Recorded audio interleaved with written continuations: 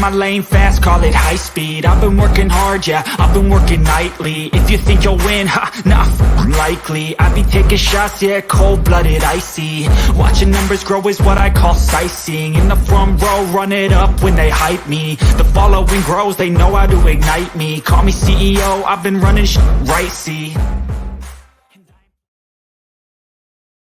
Welcome to the Fantasy Six Pack 2022 Fantasy Football Team Previews. We're going to be covering the San Francisco 49ers in this episode, and with me to do that is Mike LaPlant. And let's just jump right into things here with our quarterback room, which doesn't look different, but the order is different, right? I mean, so we got Trey Lance at top here, overall 89, QB 10. Jimmy G still hanging around too. Right, Jimmy G sitting there, still 359 and 35, and then a couple backups there. Look, this offense was, always very run heavy with Jimmy G there. This is clearly Trey Lance's offense now at this point. They're trying to trade Jimmy G. Hasn't happened yet. We talked about it on a couple different of these team previews already. Potential landing spots for Jimmy G. I think that domino is going to fall, I would imagine, fairly soon. I just don't see how any way that they hang on to him. But point being said, this offense is very run heavy, even when Jimmy G was there, right? At under center. So with Trey Lance there, does the passing volume decrease even more? Is it possible? Honestly, yeah. I mean, depending on how good Trey Lance looks coming out the gate, I mean, they're obviously going to ease him into it. I mean, because this is going to be his first starting year. But Trey Lance's whole profile was he was a runner coming out of college. He was this big-bodied, kind of like Cam Newton, but he threw it better. Now, this was in college, and he was very raw coming out, but he's still big, and he's still gonna run, and he shows that tendency, kind of like Justin Fields did in his first year, to just kind of split when the play breaks down. He doesn't really extend the play; he just breaks off. So honestly, yes, I could see more run plays being this in this offense's future. So here's the thing. So more focused on Trey Lance again. He started 3 games, right? Had a 20-point game, a 14-point game, and a 19-point game. Pretty good. Yep. A lot of rushing in those, though, clearly carrying that value, which, I mean, look, everybody loves for fantasy, which is why he's QB 10 in the rankings, right? Do you trust it? Do you trust drafting a Trey Lance that high in your drafts? Or are you more of a wait and see? Let's let him prove it here first. Typically, I like to play it safer with the quarterbacks. I like to go for your Lamar Jacksons, your Kyler Murrays, but I want the guys that have proven it before, like Lamar Jackson, Kyler Murray, Trey Lance. Yeah, he's kind of shown flashes in 3 games, but small sample size. Mm-hmm. I mean, how good did oh man, his name's escaping me. The backup for the Jets did last year when he had to come in. Yeah. Mike White. Mike White. So like small sample sizes, any quarterback can do well. That's why you get a solid, backup in the league, and you only got to worry about a couple games. It's no biggie. But a full 16-game season, I mean, his leadership's going to be questioned. His arm's going to be questioned because the reason I say his leadership's going to be questioned because I don't see this team being up all the time. They're going to have to come back sometimes. All right, this is a tough division. Yeah. And it's going to be on the back of his arm. And that's where we're really going to see how his leadership takes him in that direction when it comes to the passing game. Because that's my main concern. We know he can run the ball, but this is a passing league. Yeah, and my biggest worry here is it's funny. Like I'm looking at it, I was actually kind of surprised. Like he had a 29 passing attempt game, 18 and 23. Okay, those were on the low side, but that's actually more than I thought when I was when you just think back at him. But like his first 2 games in week 4 and week 5, right? I mean, 50% completion percentage, 51.7%. Yep. Look, he came back strong in week 17. That was also Houston. 69.6% completion percentage. So take that with a grain of salt. But, it's like the rushing floor is there. He's going to be a sexy pick. I'll tell you what, the ADP hasn't caught up to the ranking. The ADP right now is 14. He's anywhere between all the different sites between 15 and 12. So, right around 14. I could take him at 14.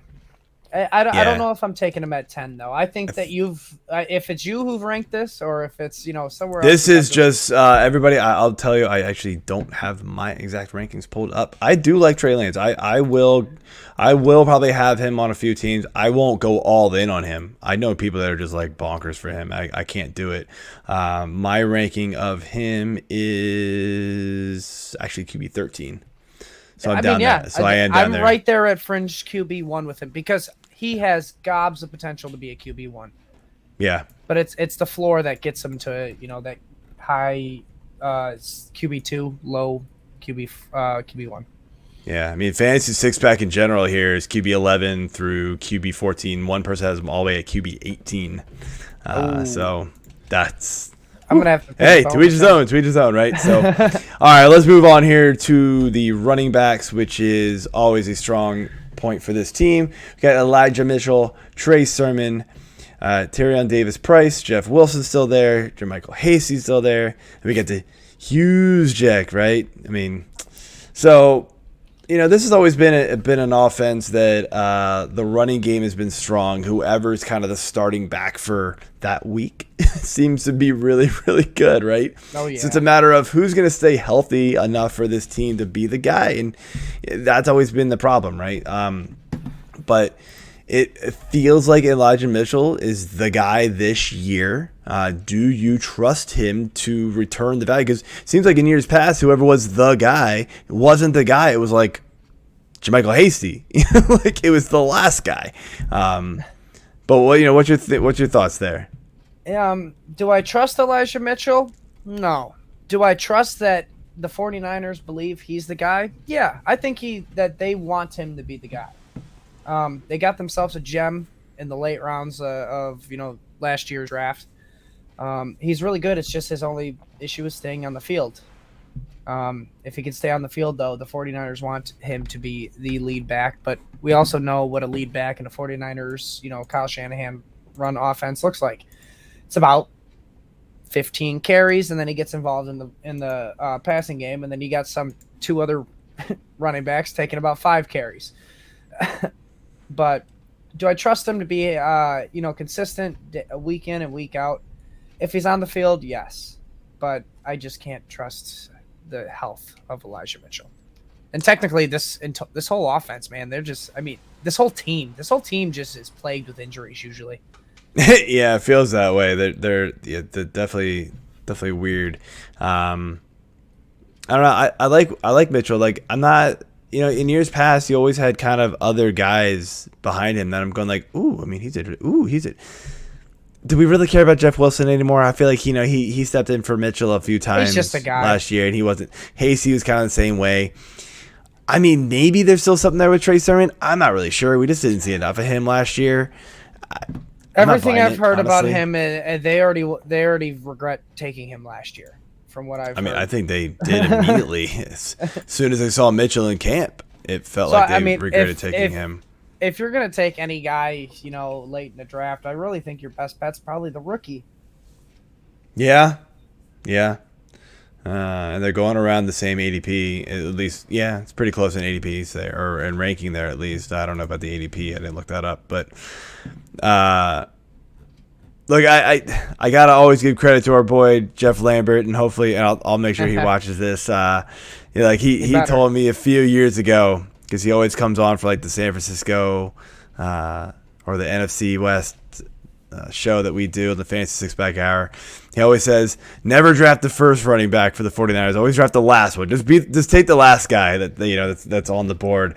And last year, like it's worked. I feel like it's worked like 3 years in a row. And I kind of fell into Elijah Mitchell and Scott Fish for that same exact reason last year. But thanks for him. I'm sure the ADPs will settle down a little bit before we get into August. But as of right now, that would be Jeff Wilson. Yeah. I don't know if I like that. Again, I don't like it as much. I don't like it as much this year. But anyway, wide receivers, we got Deebo Samuel, who was a beast last year. Brandon Ayuk. They still got Juwan Jennings, and then a bunch of guys here. Again, the passing game not really a strong suit. Deebo was a monster, though. Breakout year for sure. Kind of that hybrid wide receiver, running back role. Did get banged up at the end there. What? Do you think they go away from him in the running game, or do you think they still continue with that and he can keep that value up? Because I'm kind of afraid if he doesn't have that rushing, ability, those rushing stats, he's not gonna be able to return the wide receiver 6 value here. Absolutely, and you're correct. Did you know he had more rushing touchdowns than receiving touchdowns last year? Yes, I did. So yeah, and it was on less catches. I mean, less rush attempts than he even had catches. So the way he's using this offense is a legitimate Swiss Army knife. I know his whole ordeal for holding out was he doesn't want to be utilized like that. And sure, they might be saying this on the surface, but that was their key to their success last year. Oh, absolutely. That turned their season around big time. Big time. So, I mean, they were horrible before that. I think it's all, I mean, I don't know if Deebo's happy or whatnot, but I think the 49ers are just, putting up smoke clouds, putting up, a smoke screen saying, yeah, we're not going to use them like this anymore. And then they're going to come right back out and do the same crap again. So I love his value this year. And if he is falling to wide receiver 6, I mean, I think I'd go for him. Yeah, he's, I'll tell you what though, man, like even the games that the guy still caught 77 passes for 1,400 yards and 6 touchdowns. That's nothing to sneeze at, dude. That's phenomenal. And 18.2 yards a reception. Those first few games when he wasn't being used in the run game, he still had almost a 30-point game, a 13-point game, a 30-point game, a 15-point game, a 17-point game, a 20-point game. I mean, and then he got utilized in the run game, and it just even got better. Nuclear. Like, it was just like, holy cow, okay. So it's not like, I mean, he was still putting up an amazing season. It's funny because, like, his passing stats from, week 11 on, when he really started getting utilized heavily, just, like, fell off the map, except for 1 week, it felt like. And then, like the last few weeks, they finally realized, all right, we got to start passing to him again. But Ayuk stepped in, and he could be good. It's just an interesting situation there with him. I do like him. I'm not sure. He's I like probably him your only consistent receiver out of this group. I'm just not really sure I like him at wide.